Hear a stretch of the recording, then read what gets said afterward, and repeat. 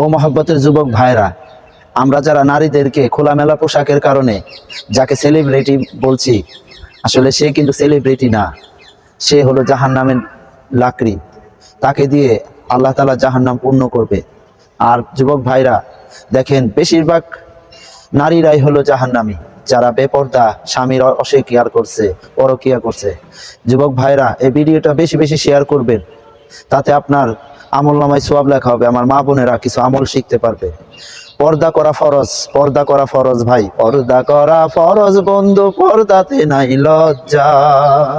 তাই বলি দাদু ভাই, একটা চকলেট যদি রাস্তাঘাটে পড়ে থাকে, ওই চকলেটটা যদি আপনার খোসাবিহীন থাকে, তাহলে কিন্তু অনেক পিপিলিকা ওইটার উপরে আক্রমণ করবে।